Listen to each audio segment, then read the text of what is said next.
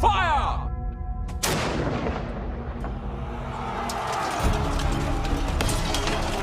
The world we live in was shaped by war. For hundreds of years, power-hungry families fought for the right to rule, and Europe transformed. For the glory of England! I, Philip de Valois, am the only king of France. These rivalries shifted borders, Cursed be the French king! destroyed cities, and brought populations to their knees. A war of thrones, Don't touch me! a tale of murder, sex, and betrayal. Greatness, madam, that is what France needs. Those not crowned in glory were brutally slaughtered or condemned to rot in the shadows.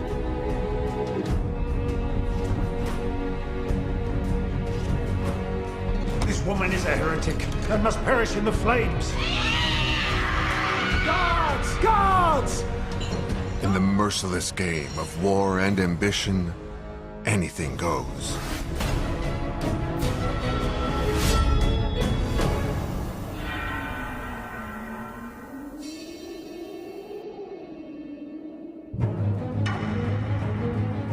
In the second half of the 15th century, a perfidious king was crowned in France.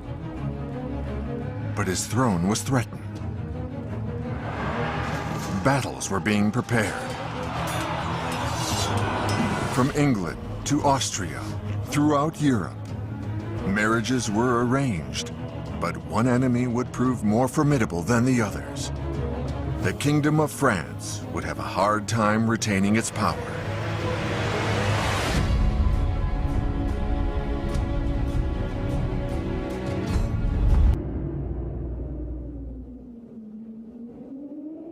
Despite their defeat at the Battle of Castillon 15 years earlier, the English had never stopped aspiring to the French throne. And to get it, they had a new ally. On July the 3rd, in Bruges, Margaret of York, the 20-year-old sister of King Edward IV of England, was waiting for her husband on their nuptial night.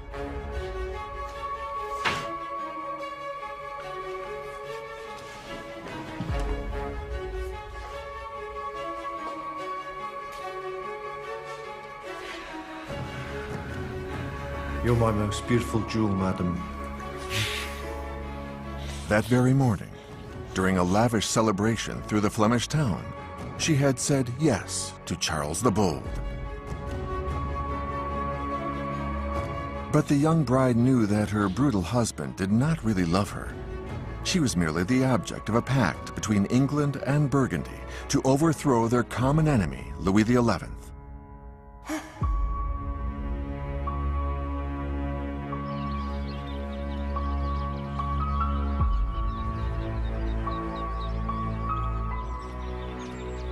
It was also through the help of a woman that the King of France retaliated, through his cousin, the former Queen of England, Marguerite of Anjou.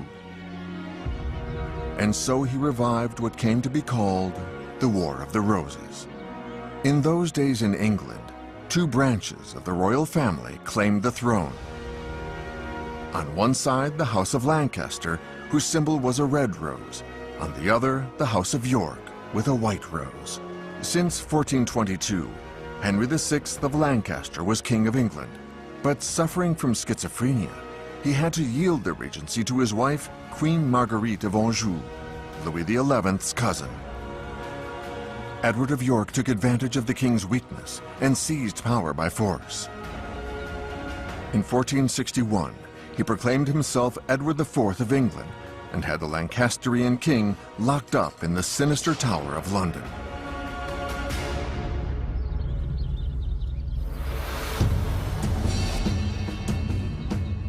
This chaotic situation across the Channel enabled Louis XI to weaken Charles the Bold and his brother-in-law, Edward of York. Sire. Madam. He offered his cousin Marguerite of Anjou an army to take back the throne of England from Edward of York. Come, madam. In exchange, he demanded a 30-year truce between the two countries that had been at war for over 100 years.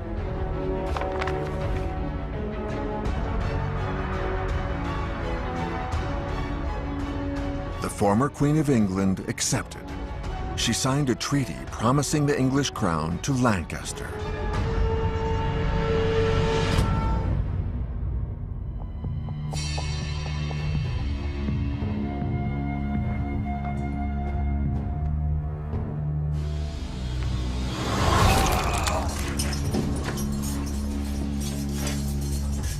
A few weeks later, Louis XI's men freed Margaret's husband from his London prison. Henry of Lancaster thus took back the crown of England from Edward of York, who was driven into exile. Even though weakened after 10 years of captivity, Henry of Lancaster promised to support the King of France against the Bold. This time, Louis XI had won. Backed by his new political and military strength, Louis XI decided to attack the Bold. In 1471, the Royal Army of France deployed its forces in Picardy, while another unit entered Burgundy through the Dauphiné. Louis XI wrote, "I hope this is the end of the Burgundians." But his optimism was to be sorely tested. The news Louis XI received from England was very bad indeed. 6 months after being overthrown, Edward IV had recaptured the English throne. The White Rose of York was once again flying over Westminster.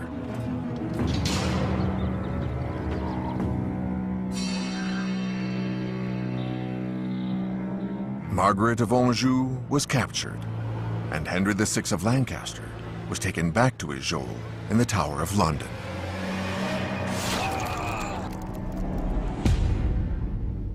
There, he was stabbed on Edward of York's orders. It's said that his ghost would forever haunt his cell.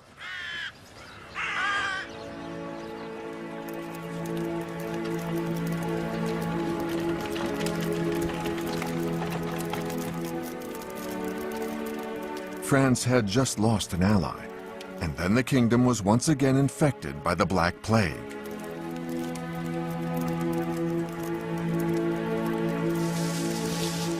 The epidemic was to strike the royal family at its very heart.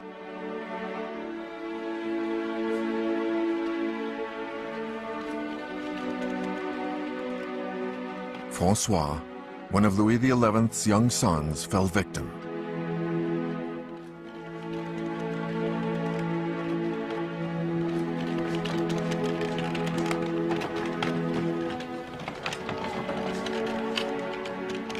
The King of France was once again very much alone to defend his throne,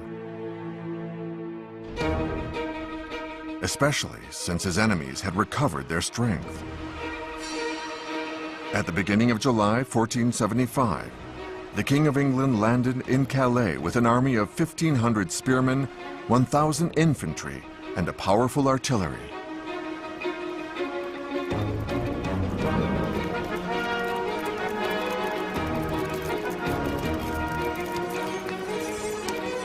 Edward of York and his men were to have joined up with the Bold to revive the 100 Years' War and take the throne of France.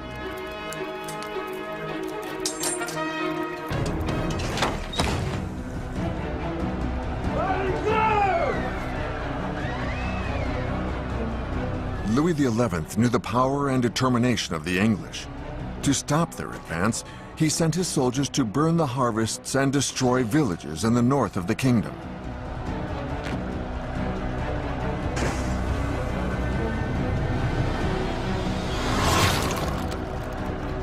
There was no way he would allow his enemies to get fresh supplies before joining the Burgundians.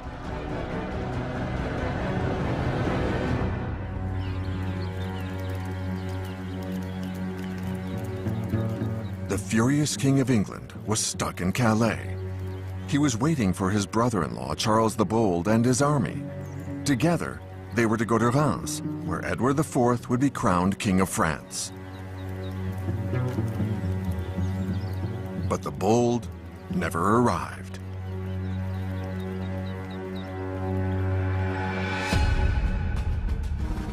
Instead of joining Edward, he decided to embark on a military campaign in Germany, where he hoped to assume the crown of the Germanic Holy Roman Empire. The King of England, betrayed by Charles the Bold, knew he didn't have enough troops to face the royal army of France alone.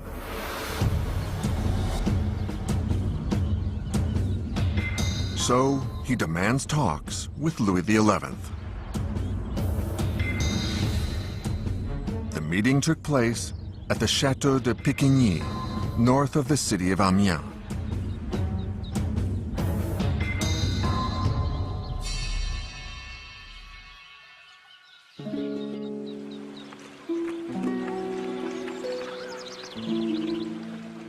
For this crucial encounter on the River Somme, a wooden grille was placed between the King of France and the King of England to ward off any possible attack.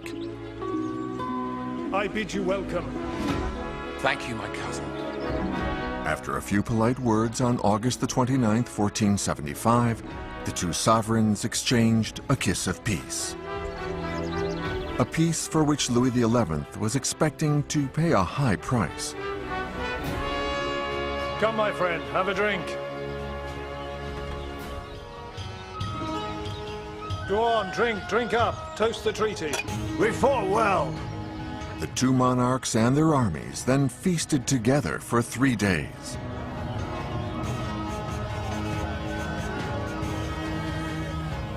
Louis XI agreed to pay Edward of York 75,000 gold crowns. He also promised an annuity of 50,000 gold crowns if Edward stopped attacking France and gave up his claims to the French crown. And England would retain the town of Calais as a way into French territory. Peace. Go on! Without a drop of blood shed, Louis XI and Edward IV thus formally ended the 100 Years' War.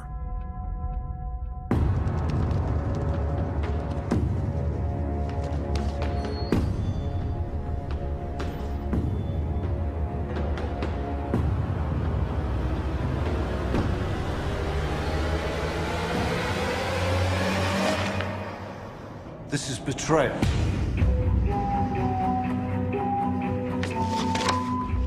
Charles the Bold was furious. He had just lost his best ally, but not his wild ambition. He wanted to overthrow Louis XI at all costs. So he too played at the marriage game. Give this to Emperor Frederick III. Yes, my lord. So he then turned to the Germanic Holy Roman Empire, whose crown he had desired several months earlier. The Bold hated the Habsburgs, but less so than he did the King of France. So in 1475, he agreed reluctantly to marry his only daughter Marie to Maximilian of Austria, son of Emperor Frederick III. Burgundy would thus become a vassal kingdom to the empire, and Charles the Bold would be crowned King of Burgundy.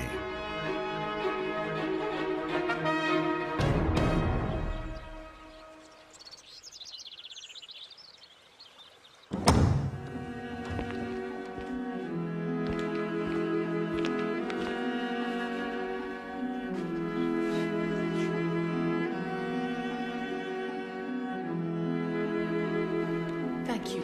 This was the first step in his quest for greatness. A year later, the betrothal of Mary of Burgundy and Maximilian of Austria was made official. While waiting for the marriage, as a pledge, Maximilian wrote a letter to his fiancée and sent her a ring.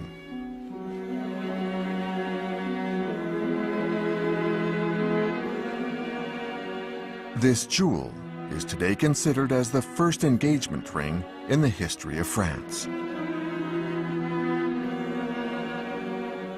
The marriage between Maximilian of Austria and Mary of Burgundy was full of promise and served many strategic interests. Young Maximilian's empire was facing economic difficulties, and Mary was the best bet in Europe. She was rich and had no army to defend her territories. Maximilian was a clever soldier, able to supply the strength that Mary so sorely lacked.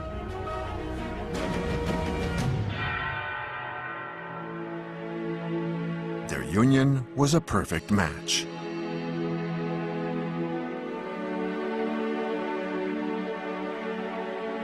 Mary of Burgundy, will you take for husband Maximilian of Austria to love faithfully for as long as you live, in happiness or in hardship? So the 20-year-old Mary married the 18-year-old Maximilian, who was still only Archduke of Austria. I declare you united in the sacred bonds of matrimony. Whereas Mary had already become the Duchess of Burgundy following a cruel event.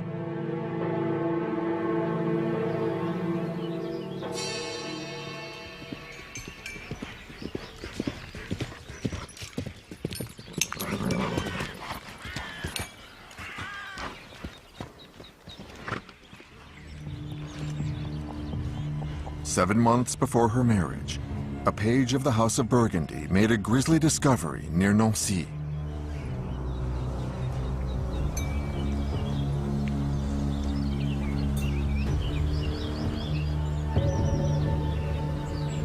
A body mysteriously stripped lay on the edge of a lake.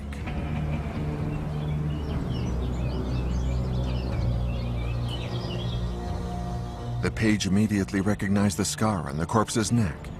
It was Charles the Bold, who had been wounded in the throat at the Battle of Montlhéry 12 years earlier. Had the Duke succumbed to the wounds he had received while trying to take Nancy? Or had he been murdered?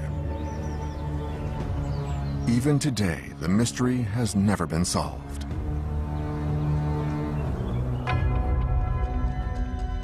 For Louis XI, the Bold's death was good news. But he now must face the strength of the new couple, Mary and Maximilian of Austria.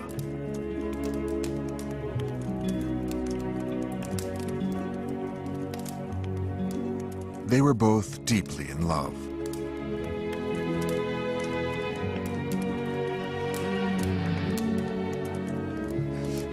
Mary and Maximilian produced 2 children for the empire.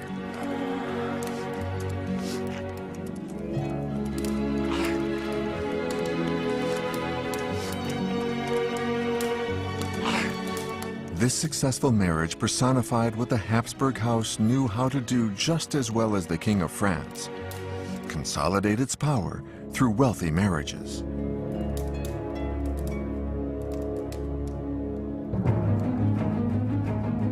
The lands of the Duchy of Burgundy, combined with those of the Germanic Holy Roman Empire, were even richer and more powerful and a threat to the Kingdom of France. So Louis XI decided to conquer them by force.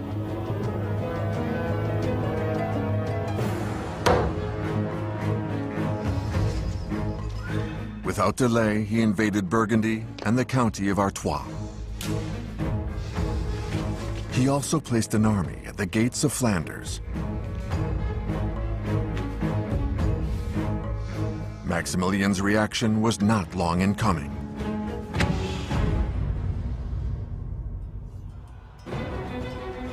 For 2 years, from 1478 to 1480, French and Austrians fought. Louis XI tried to conquer the Netherlands, but Maximilian of Austria defended his wife's land. Until a tragedy made him lose Burgundy.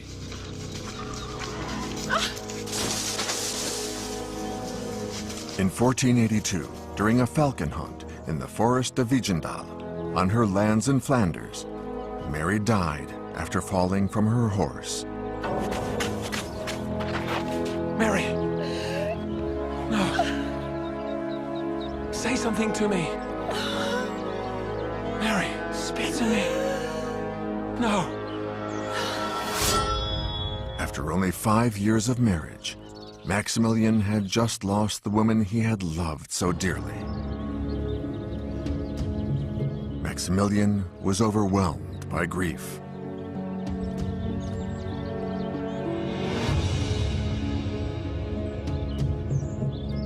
Mary's death also weakened him politically. The lands of Burgundy no longer belonged to him. Mary had passed them on to their young children.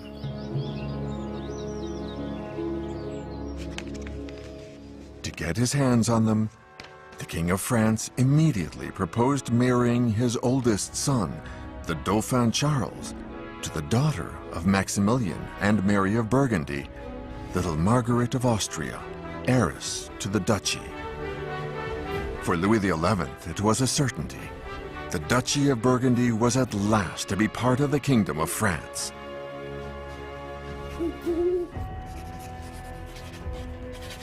But Maximilian would not hear of this marriage. So, to counter, Louis XI needed support. He turned to England and begged Edward of York to send him men. Enter.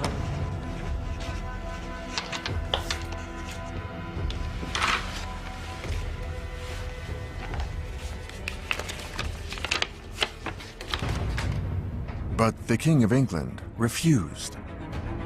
He had not forgotten the Treaty of Picquigny, and he was loath to give up the yearly pension Louis had paid him for the last 7 years in exchange for peace.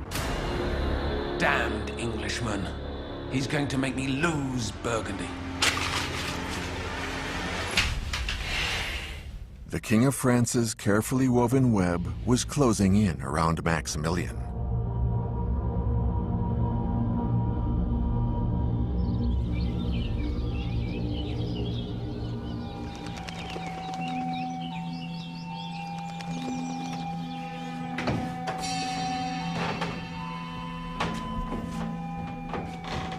But at 55, Louis XI was more and more weighed down by the years.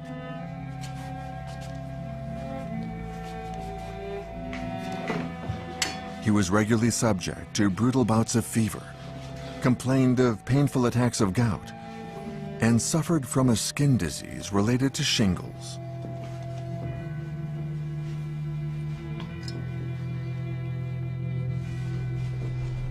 Sire! Father, wake up! Wake up! Father! Father! Wake up! In early March, while dining with his eldest daughter, Anne de Beaujeu, he collapsed, probably victim of a stroke.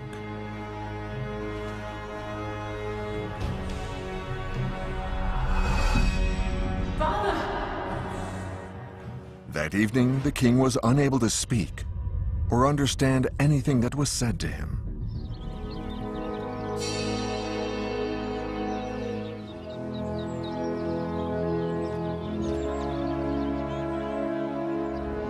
Three years later, at Amboise, after his strength had slowly returned, he visited his 12-year-old son, the Dauphin Charles, future Charles VIII. My son, you will reign after me, so listen carefully. The king knew he was seeing his son for the last time, so he put him on his guard. God has granted us the kingdom's highest charges. We must be worthy of the honor. But I warn you, be wary of the princes and lords of the blood. Most have conspired against me, and their betrayals have led to war. This truce is fragile and easily broken. Remember well what I have told you today, my son. The conversation at Amboise is today considered as the political testament of Louis XI. But before leaving the throne to his son, and despite his fatigue, Louis XI wanted at all costs to absolutely recover Burgundy. And to do that, he had to marry the Dauphin Charles to Margaret of Austria. Negotiations began by correspondence with the Archduke Maximilian. An agreement was finally reached on December the 23rd, 1482.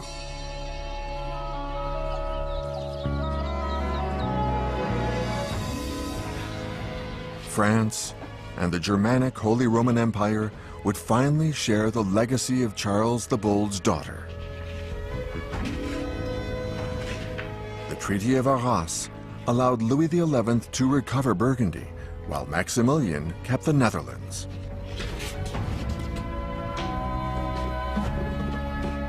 The agreement was sealed by the engagement of the Dauphin Charles with the child Margaret of Austria. Once and for all, Louis XI had won the game.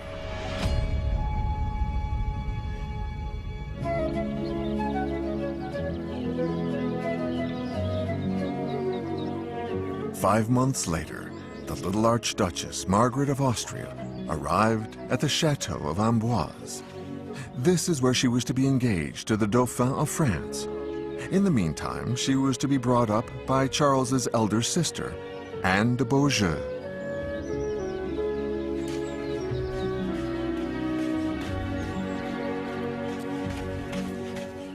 Louis XI was never to meet the granddaughter of the Bold.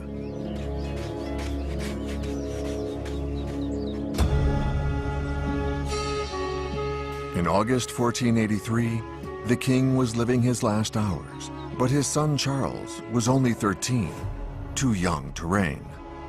While awaiting Charles's reign, I want Anne to assume the duties of regent. She is the least mad woman in the world, given that there are none that are wise. You are her husband, Pierre. You must help her. Yes, sire.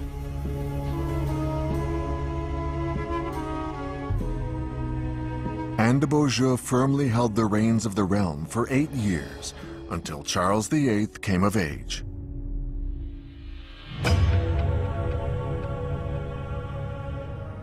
Louis XI died on August the 30th, 1483, at the age of 60. His reign had lasted for 22 years, during which, besides politics, he had remodeled the architecture of many chateaux, such as that of Langeais.